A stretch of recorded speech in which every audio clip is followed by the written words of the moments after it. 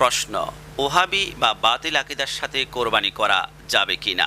এই প্রশ্নটি কিন্তু ব্যক্তিগতভাবে আমার নয়, আমার অসংখ্য ভাইয়ারা, শত শত ভাইয়ারা মেসেঞ্জার হোয়াটসঅ্যাপের মাধ্যমে আমাকে প্রশ্ন করেছে। তবে আমি তাদেরকে বলবো এই প্রশ্নের সমাধান আপনি নিজেই বের করতে পারবেন। তবে তার পূর্বে আপনাদেরকে একখানা হাদিসে মোবারকা আমি শোনাতে চাই। আবু দাউদ শরীফের মধ্যে হযরতে আনাস রাদিয়াল্লাহু তাআলা আনহু থেকে বর্ণিত, তিনি বলেন রাসূল আকরাম সাল্লাল্লাহু আলাইহি ওয়াসাল্লাম ইরশাদ করেছেন, লা তুজালিসুহুম ওয়ালা তুশারিবুহুম ওয়ালা তুআকিলুহুম ওয়ালা তুনাকিহুহুম ওয়ালা তুসাল্লু মাআহুম।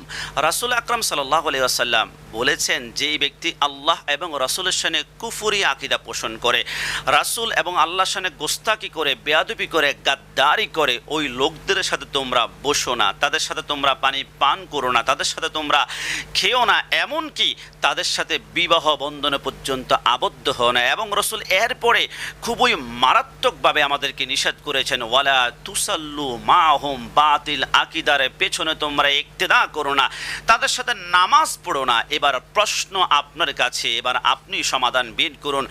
আমাদের নামাজ হচ্ছে ফরজ আর কোরবানি হচ্ছে ওয়াজিব। যেইখানে রাসূল আকরাম সরকারে মদিনা আমাদেরকে নামাজ পড়ার জন্য ফরজ বিধান নিষেধ করেছেন, তাদের সাথে নামাজ পড়া যাবে না, ইক্তিদা করা যাবে না, সেইখানে কোরবানি করাতে হচ্ছে ওয়াজিব। কোরবানি করাতে আমাদের পক্ষে কখনো সম্ভব হতে পারে না।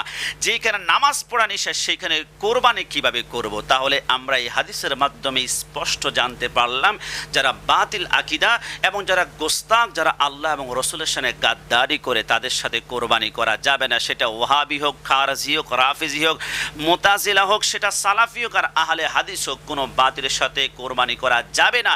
কোরবানি যদি করতে হয় তাহলে আহলে সুন্নাত ওয়াল জামাতের আকীদাভুক্ত যারা আসে ওদের সাথে আমরা কোরবানি করব। তাহলেই কোরবানির পশুটা কিয়ামতের ময়দানে পুলসিরাতের উপর আমাদের জন্য পার হওয়ার একটা বাহন হিসাবে রব্বুল আলামিন কবুল করবে।